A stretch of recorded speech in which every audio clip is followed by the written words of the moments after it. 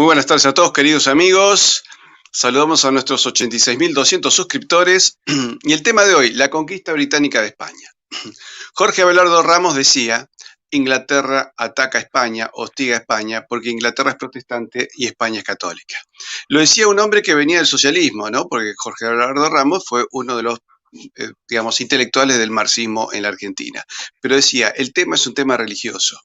Y lo veía con muchísima claridad.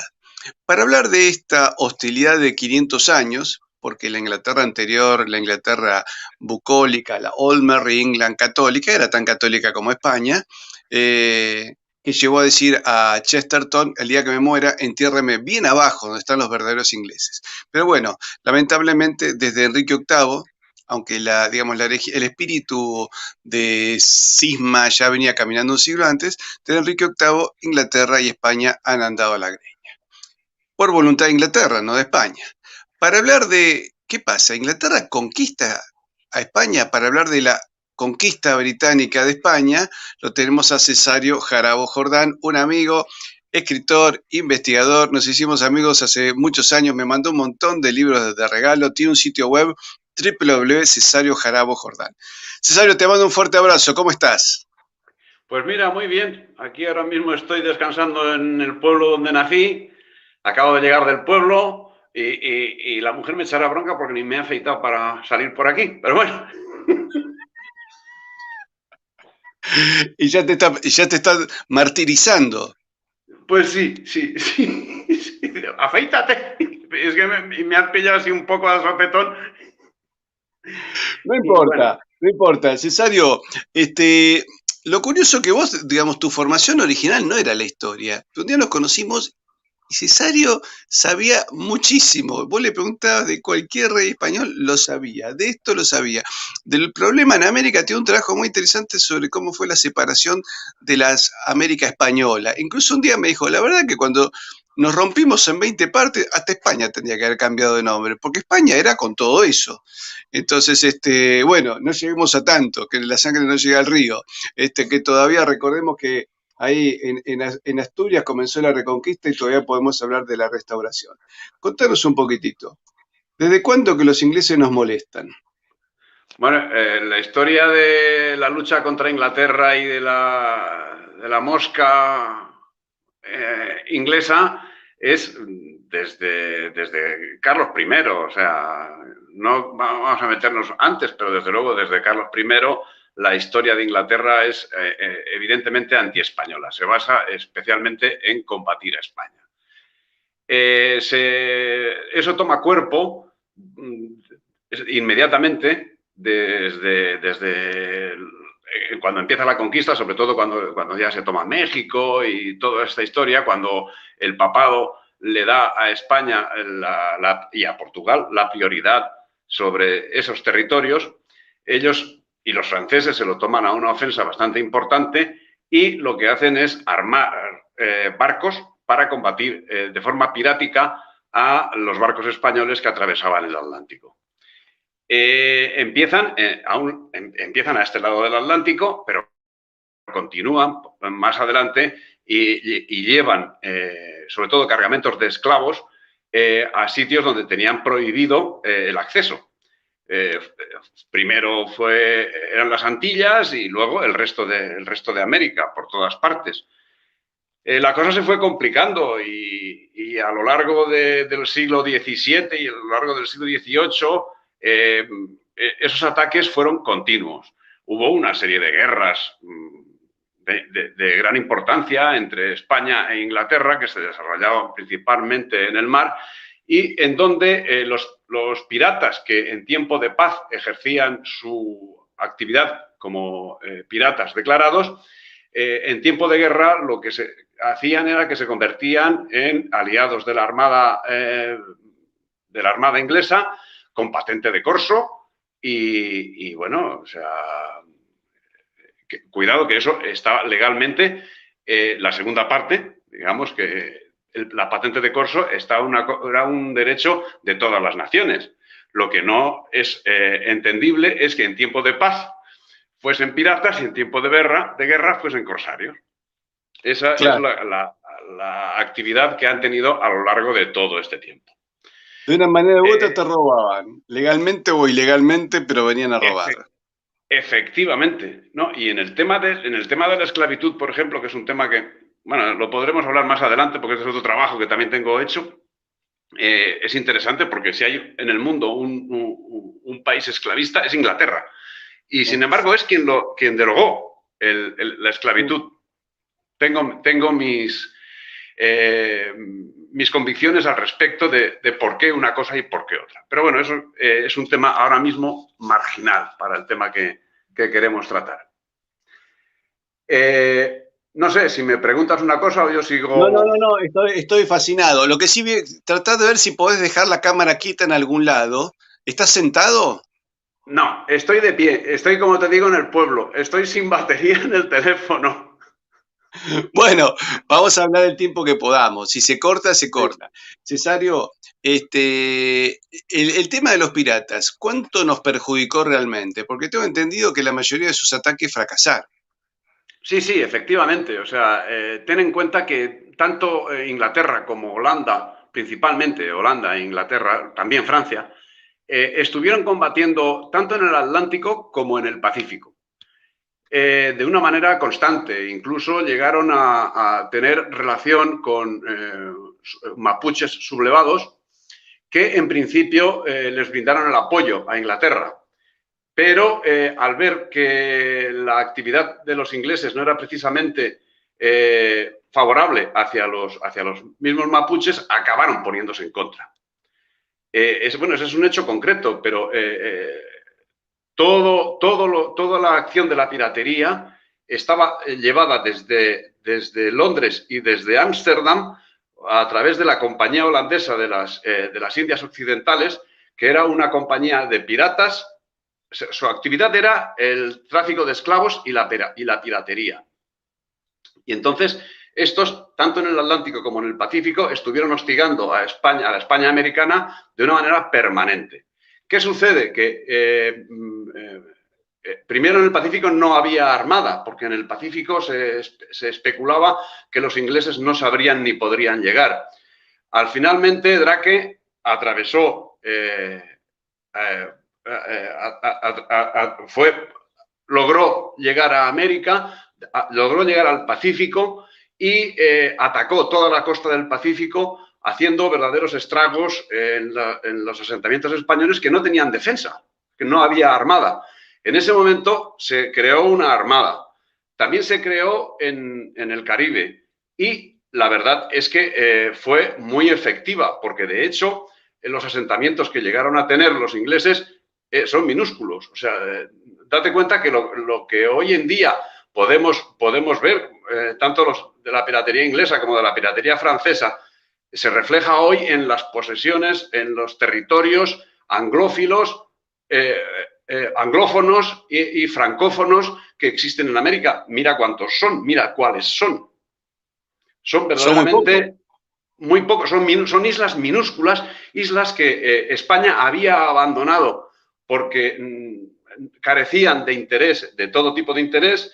No había ni personas, no había nada que producir, no había nada que explotar. Y entonces esos territorios son los que la piratería fue ocupando. Lo que pasa que luego ya cuando se tomó Jamaica, eso ya estamos hablando de otro cantar, pero es que cuando la toma de Jamaica debemos hablar de una actividad de la piratería judía que fue de una gran importancia. Sí, hay un trabajo muy interesante hecho por el Instituto de Estudios Judíos de Caracas. Los historiadores judíos de ahí del Caribe han hecho varios trabajos e incluso uno publicó un artículo que se llama Piratería Kosher, muy interesante, hecho por su propia colectividad, muy bueno. Cesario, tengo problemas de conexión. Sí, vemos, no te preocupes, si en algún momento ves que tenés problemas, salís de pantalla y volvés a entrar. Y yo te vuelvo a tomar. Eso. No me atrevo a tocar nada. No me atrevo a tocar nada porque me temo que la liaría. No te preocupes. Acá estamos viendo tu libro, La conquista británica de España. Acá entonces, ¿cuáles son los primeros puntos que tocas? Se jorobó. No, yo te escucho, te estoy escuchando perfectamente. Te estoy Ah, ¿me escuchando estás perfectamente. escuchando? Pues es que, Sí, sí, perfectamente. En algún momento se esto va a es que normalizar tu imagen. A ver, vos no te preocupes, no, mientras se no, escuche. me temo que esto se va a cortar. Es que estoy en un pueblo de la Castilla profunda donde las conexiones estas son un poco difíciles. Y yo, por lo que estoy viendo, me temo que te voy a dejar. No, bueno, ¿Me bueno, escuchas? sí, mientras no se corte, sigamos. Escúchame, Vale. Cesario, tu libro, ¿cómo se puede conseguir la conquista británica de España? Pues la verdad es que lamentablemente en América no se puede conseguir porque es un libro que ahora mismo en papel pesa 1 kilo. Y lo he editado por mi cuenta en Castellón. Entonces no tengo ningún medio Pero de se consigue, enviar esto. vos no te preocupes. Pero un Pero tienen español si lo acceso. quiere comprar, perdóname, si los españoles lo quieren comprar, ¿cómo pueden hacer? Bueno, pues lo que pueden hacer es a través de mi página web ponerse en contacto conmigo y yo se lo envío. ¿Cómo no? Bueno, cualquier cosa me mandan un correo a mí, entran en comunidadhispanista.com, me envían un correo, yo se lo reenvío a Cesario para que él tome contacto con ustedes. Cesario, Sí, es que es entonces, complicado. no te preocupes, tu libro comienza entonces con ¿cuál es el primer punto, el primer El primer capítulo que capítulo toca? es América, parte sustancial de la patria hispánica. Bien, No se contanos un poco de entiende. esto. Bueno, ahí lo que empiezo es hablando de la primera legislación que existió al respecto, no ya con la reina Isabel, que la cosa era clarísima, pero ya si nos encontramos con Carlos I, en tiempos de Carlos I, por ejemplo, el 14 de septiembre de 1519, lanza una orden en la cual dice que las Indias occidentales estén siempre reunidas a la corona y que no se puedan enajenar. Esa es una de las primeras cosas legales que existen, pero a partir de ahí el cuerpo legislativo es enorme. Tenemos las leyes de Indias que nos están reconociendo una vez tras otra, tras otra, tras otra, que América es España, que no se puede entender España sin América y que ninguno de sus territorios es enajenable. Del mismo modo que no es enajenable Murcia o Galicia, pues no es enajenable ninguno de los virreinatos ni ninguna de las partes de los virreinatos. Perdona, ¿me estáis recibiendo? Porque es que yo carezco de Perfecto, te información. escucho perfecto. Cesario, te Yo es escucho que tengo perfecto. problemas. Vos no te preocupes, yo te escucho perfecto y es muy interesante lo que estás explicando porque realmente estás diciendo cómo era la realidad. Es decir, había todo un sustrato legal por lo cual todos éramos un solo país. Uno me dicen, bueno, pero acá había otra gente, sí, pero existía cuando no había estados o coronas determinadas, existía el derecho de conquista. Así se hizo toda la humanidad y así lo hacían acá una tribu sobre otra. Es decir, los aztecas también habían conquistado otros pueblos, pero les llevaban sacrificios Efectivamente. humanos y canibalismo.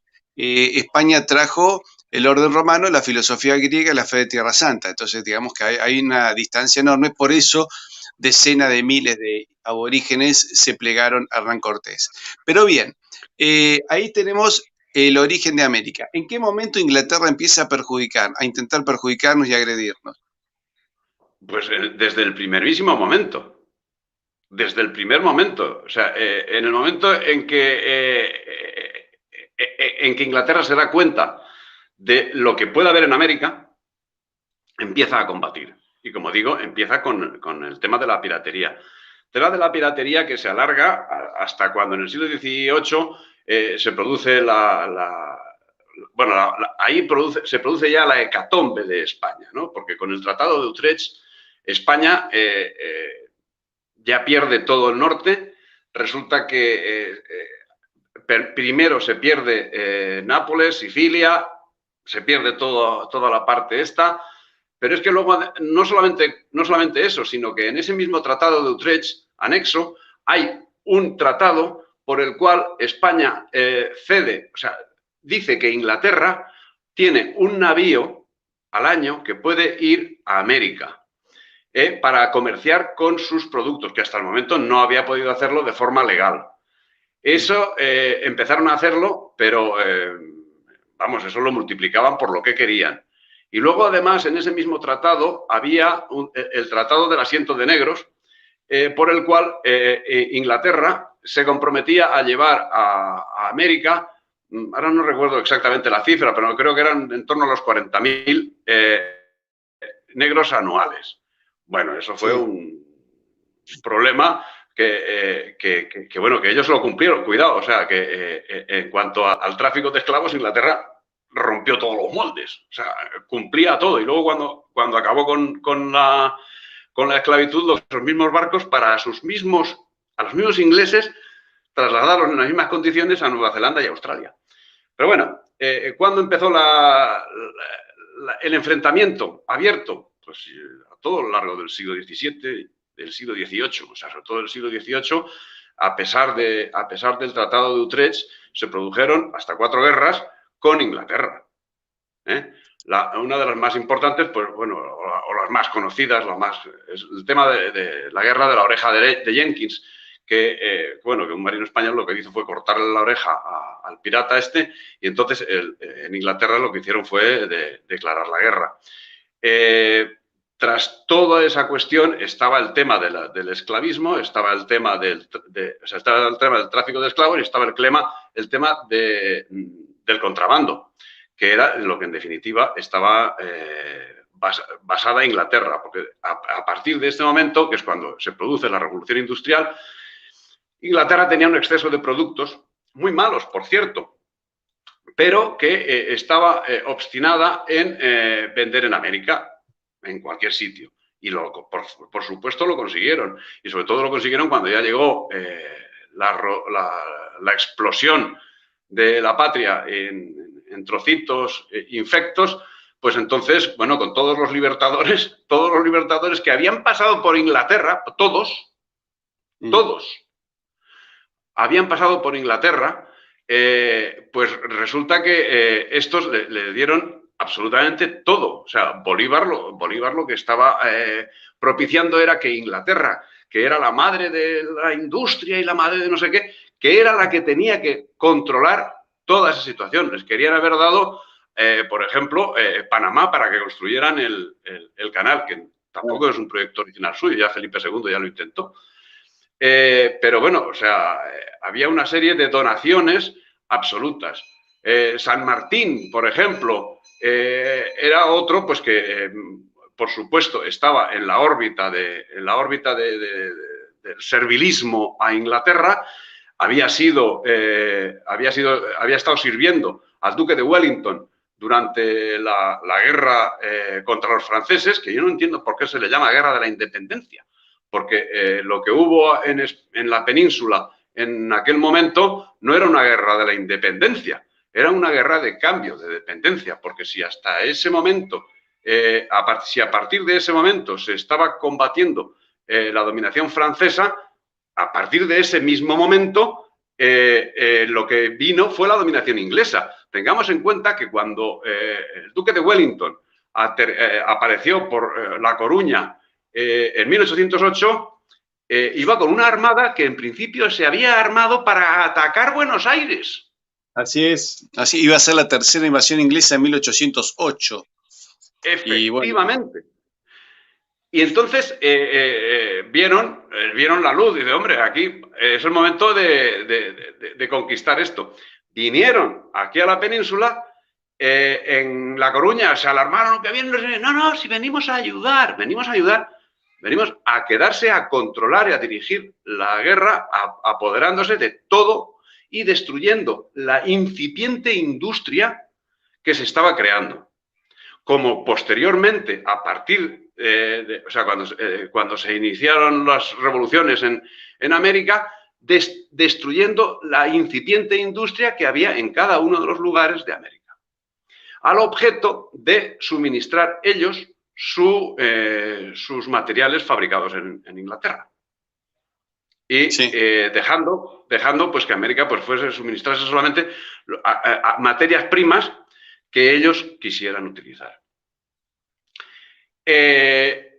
Bueno, creo que nos estamos yendo un poco del tema, pero es que pero es muy interesante. En el fondo sabemos que esto tiene que ver con una acción comercial. Yo el otro día en una entrevista que me hicieron para una radio dije, Inglaterra operó para destruir en un mismo lapso de tiempo el imperio francés, que era el imperio católico más grande en Europa, y destruir el imperio católico más grande del mundo, que era España, y a su vez dominar los dos imperios paganos más populosos del mundo, India y China, y desbancando nuestra moneda, sacando el real de a 8 para imponer la libra. Así que en realidad la maniobra inglesa fue una maniobra de mucha inteligencia política, con una visión geopolítica impresionante, que podían ver los mapas y ver lo que tenían que hacer, y lamentablemente nosotros no estuvimos a la altura, o nuestros ancestros, para poder frenar eso, ¿no es cierto? No, o sea, ni nuestros ancestros ni nosotros, porque ten en cuenta que esto, hay un plan escrito de 1711. Así es. Sí. Un plan Canning, un plan para luchar a España. Para humillar a España, efectivamente. Sí. Y ese plan es el mismo que siguió luego San Martín para llegar a Lima. El cruce de los Andes, etcétera, etcétera. El ir en barcos ingleses, al mando de Cochrane. Llegaron hasta Lima y tal. Todo ese plan estaba planteado desde 1711. Los viajes que Darwin hizo sirvieron de lo mismo. O sea, ten en cuenta que Darwin estuvo visitando América y se tiró un montón de años, no sé decirte ahora cuántos. Luego llegó a Australia y se tiró una semana o 2 semanas. Recuerdo que cuando estuvo con los indios del sur de Chile, los indios le dijeron a Darwin, usted nos ve pobres ahora, pero no era así cuando teníamos un rey. Esa frase le llamó mucho la atención a Darwin. Claro. ¿Cierto? Escúchame, tengo entendido que de los ataques piratas a los buques mercantes españoles, solo tuvieron un éxito el 1%. ¿Qué? Que los piratas ingleses solamente tuvieron... Hombre, yo no sé cuantificar, pero lo que sí es cierto es que la importancia de la piratería fue bastante menor de lo que han dicho. Un momento, por favor. Fue bastante menor de lo que estaban diciendo, de lo que nos han contado. Como digo, los asentamientos que Inglaterra obtuvo en el Pacífico son nulos. Los objetivos que la piratería inglesa obtuvo en el Atlántico, pues son los que ya hemos comentado. Pero ellos intentaron muchas cosas. Ellos, a lo largo del siglo XVII, por ejemplo, la Compañía Holandesa de las Indias Occidentales organizó un movimiento antiespañol tanto en México como en Lima. Eso provocó que la Inquisición tomase parte decidida en actuar y acabó con unos cuantos elementos que fueron condenados a muerte. Perdón, la Inquisición actuó contra los piratas. No es una minucia, ¿eh? O sea, eso era muy importante. Había un movimiento, vamos, es que hasta tenían el control del polvorín del ejército. Pero te pregunto lo siguiente, a ver, repetí eso, ¿quiénes tenían el control del polvorín del ejército español? ¿Quiénes tenían el control? Pues los judíos. Una pregunta, ¿la Inquisición es cierto que actuó contra los piratas? Sí, actuó contra los piratas e incluso llevó a la horca a un lord, no me acuerdo del nombre, perdón, pero es así, soy bastante humano. Pero se llevaron a un lord puesto. ¿Qué había hecho este lord? Pues piratería, o sea, piratería pura y dura, y lo cogieron en Lima y lo llevaron a la horca. Lo llevaron a la Bueno, horca. Pero cuidado, que la Inquisición a lo largo de 300 años que estuvo actuando en Lima, llevó a un total de, también, perdón por la cifra, pero en torno a 30 personas, no sé si fueron 33 los que fueron ejecutados. Sí, bueno, vos, por ejemplo, te cuento algo, Cesario. En Chile hubo, creo que, 2 causas para la Inquisición que fueron derivadas a Lima, porque Chile tenía ahí como podía tomar la causa, pero la tenía que derivar a Lima. Y fueron apenas 2. Uno era un pirata francés y el otro creo que otro pirata inglés, pero ninguno era, digamos, una monja carmelita, eran un par de delincuentes, ¿no? Pero en realidad, sí, la Inquisición, contra lo que la gente imagina, fue un tribunal bastante reducido para casos muy puntuales. Sí. O sea, sí es curioso que un tribunal como el de Lima, pues estaba, o sea, tenía un inquisidor y tenía unos cuantos ayudantes y el territorio que ocupaba era de varios millones de kilómetros cuadrados. Sí, así es. O sea, Sí. y las causas que tomaba la Inquisición eran estudiadas con una minuciosidad que requería que varias personas estuviesen dedicadas exclusivamente a un caso durante un montón de tiempo. Sí. Entonces, cuantísima gente pasó por la Inquisición, de cuantísima nada. De cuantísima nada. Y la que pasaba era por hechos muy concretos. ¿Qué te iba a decir? Previamente, casi demostrados previamente. ¿Qué te iba a decir? ¿Sí? ¿La Inquisición actuó contra los ingleses? Actuó contra esos piratas ingleses, pero no actuó por su cuestión de piratería, sino por cuestión de herejía. O sea, la Inquisición no trataba cuestiones de piratería. Lo que sucede es que hereje, inglés y pirata coincidía. ¿Me explico?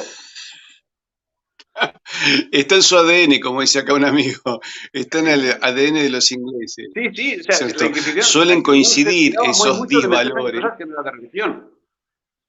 En cosas que no era de religión no se metía. Claro. Uno de los personajes que estuvo tratado por la Inquisición fue el sobrino de Drake. Ajá. El sobrino de Francis ¿Qué estuvo haciendo? Fue detenido,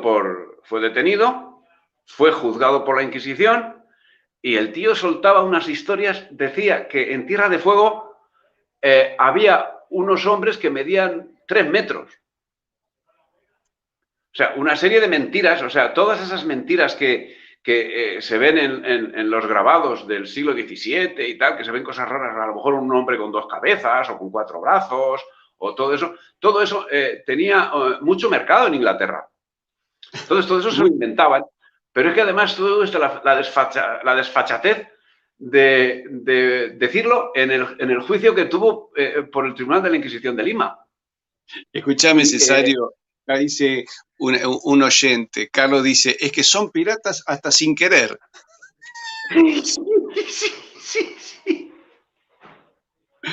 Sí, aunque no quieran, les sale así, ¿no es cierto? No tienen solución. Escúchame, pero el tema era que, a ver, para explicar a la gente, pirata, inglés y hereje, el tema que bajaban, hacían piratería, pero también venían a meter ideas en la gente, a crear perturbaciones. Entonces la Inquisición lo tomaba por su acción de perturbación social que hacía. Luego, obviamente, iba al tribunal civil y además descubrían que tipo era un ladrón, que era un delincuente de 7 suelas. Entonces, pobre, le caían todas las leyes juntas, ¿no es cierto? ¿Esos piratas terminaron en la horca? Sí, algunos sí, como te digo, el total de gente que el Tribunal de Lima llevó a la horca o a la hoguera fueron 32, 33 personas, no fueron más, ¿eh? Y da la coincidencia, pues, que, claro, te pones a analizar a cada uno de los casos y algunos no está muy claro, pero todos te llevan a que estaban relacionados con la piratería. Todos. de un modo u otro, estaban relacionados con la piratería. Y el juicio mayor que hubo, como digo, pues bueno, allí aquellos decían que estaban sirviendo a la comunidad de Ámsterdam, que era la compañía la compañía de las Indias Occidentales.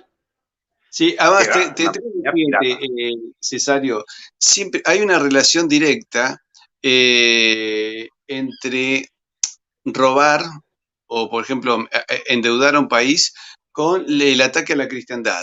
Es decir, por ejemplo, cuando vos sabés que Fernando VII se opuso a los Rothschild, pero cuando muere, Isabel II sí acepta los préstamos de los Rothschild y los Rothschild le piden Es que que hablar ponga de Fernando VII, la verdad, a mí es que me repugna.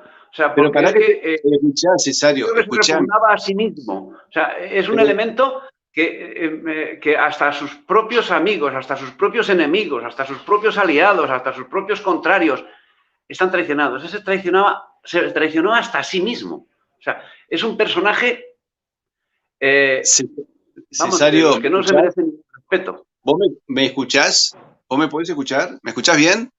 Sí, sí, te escucho, sí. Bueno, te cuento, lo curioso es que los ingleses la convencen a Isabel II de que tome los créditos de la banca Rothschild, pero que ponga a Mendizábal de ministro. Y Mendizábal lo primero que hace es crear las desamortizaciones, es decir, ocupar los Pucha. bienes de la iglesia. Y acá también Rivadavia, el primer presidente argentino, lo primero que hace es tomar un crédito con la Baring Brothers y a su vez confiscar los bienes de la iglesia. Y lo mismo ocurrió con la revolución de Enrique VIII, ¿no es cierto? Le tocaron bienes a la iglesia. Siempre vemos que viene endeudamiento, que es la forma moderna de la piratería, ¿no es cierto? Hoy la piratería moderna es endeudar a tu Pero date país. cuenta, Viene, perdona Patricio, pero date cuenta viene que ese unido con la endeudamiento estaba destrucción. hecho con lo mismo que habían robado de los virreinatos. Por eso te digo, pero lo que te quiero decir es lo siguiente, que viene el endeudamiento de un pueblo unido a su destrucción moral y religiosa. El actual presidente nuestro parece que se dice que recibe dinero de Soros, pero a cambio de eso metió la ley de aborto y todas aquellas, y ahora prohibieron el culto católico por esta situación sanitaria, ¿no es cierto? Pero no prohíben encuentros políticos de ellos, por ejemplo, ¿no es cierto? No prohíben encuentros masivos de televisión, pero sí prohíben el culto católico. Entonces viene endeudamiento más destrucción de la cristiandad. Eso se ve siempre. Una pregunta, Cesario, ¿y qué otro punto tocas en tu libro? Perdón, pero es que te recibo muy mal, te recibo entrecortado. Es una pena Cesario, esta transmisión, es una pena esta transmisión, pero te recibo escúchame, muy mal. Cesario, podemos hacer otros encuentros, porque realmente tu libro es fascinante. Yo he leído tu material, he visto también cosas tuyas en internet y son realmente hermosas. Cesario es un investigador de peso. Tendrían que darle un premio, el premio Princesa de Asturias. Lástima que el premio Princesa de Asturias se lo han dado ahora a una bruja. Si no me leen Este, ni mis hijos, hombre. le han dado, es una cosa espantosa quien le han dado ahora el premio Princesa de Asturias, con lo cual presumo que vamos a terminar que los verdaderos investigadores no van a ser más premiados en España. ¿Qué te iba a decir? Así que te vamos a tomar nuevamente por eso, para otra nota. Así que les pido a todos que busquen a Cesario Jarabo Jordán y acá vuelvo a poner la imagen de su libro que se llama La conquista británica de España. Así que cualquiera que esté interesado, ya saben, les pedimos a todos que se suscriban a nuestro canal, que lo compartan, pero además nos manden un correo comunidadhispanista.com y ahí los comunicamos con Cesario para aquellos, sobre todo los que son de España, de Portugal o que puedan estar cerca, para que él les pueda, puedan contactar con él para comprar un libro. Pero realmente no solo este libro, sino ¿cuántos libros has escrito ya, Cesario? Pues unos cuantos. Sobre el cantonalismo, sobre la piratería, sobre... bueno, espera, sobre los movimientos secesionistas en España a lo largo de los siglos. En fin, tengo una treintena larga de trabajos. Bueno. Escúchame, Cesario, te voy a llamar para otro encuentro. Acá le mandamos un saludo a Carlos. Pero que no me encuentres en mi pueblo, porque es que aquí en mi pueblo las condiciones son pésimas. Ya veremos, pero Castilla se hizo reconquistando, así que vamos a ver si reconquistamos nuevamente la conectividad. Saludamos a Carlos, que nos invita a conocer su perfil, pero no sabemos cuál es tu perfil, salvo que sea Facebook, si no nos mandas tus datos ahí a nuestro correo en comunidadhispanista.com. Y a todos ustedes, queridos amigos, espero que hayan disfrutado esta charla con Cesario. Como ven, los piratas, los intereses de la corona británica, el anglicanismo, todos ellos enfrentados por España, por soldados españoles, por sacerdotes inquisidores, por la corona, pero acá recién empezamos por indios. Y los indios que también lucharon por el rey. Por eso recién en este primer encuentro empezamos a arañar apenas los problemas entre España e Inglaterra. Entonces con eso creo que tenemos para hacer varios programas. Y a todos ustedes, queridos amigos, ya saben, los invitamos también queremos mostrarle algo. El domingo vamos a hacer una emisión especial, te estoy contando, Cesario, con otro canal de Asia TV, con el programa Humo y Espejos y nuestro canal. Vamos a hacer un trabajo en conjunto con Marcelo Ramírez. Vamos a hablar sobre Francia, al borde de la autodestrucción, 2 miradas que vamos a agregar, y vamos a explicar el tema de las cartas abiertas de los militares franceses advirtiendo de los riesgos a la seguridad nacional francesa. Esto resulta una señal de alarma que se suma a las crisis recurrentes que experimenta el país, agudizados por el conflicto con los chalecos amarillos, la inmigración y las diferencias internas por las políticas del progresismo y el nacionalismo. El mismo problema que está sufriendo España con el problema de Ceuta y Melilla. Tierras que ya eran cristianas y visigodas muchísimo, hace 2000 años. Cesario, el tema de Ceuta lo podremos tratar en otro programa también. Bueno, lo trataremos no con tanta fuerza como lo otro, pero sí, o sea. Ya lo trataremos. Ceuta y Melilla eran de la España tingitana. Ahí está, vamos a tratar eso. Cesario, te mando un fuerte abrazo y a todos ustedes, queridos amigos, ya saben, los invitamos a suscribirse a nuestro canal, a compartirlo con sus amigos y a ponerle me gusta si les ha resultado su interés. Y por supuesto los invitamos a todos a participar del tercer foro de empresarios por la hispanidad, 4 y 5 de junio. Un abrazo grande para todos.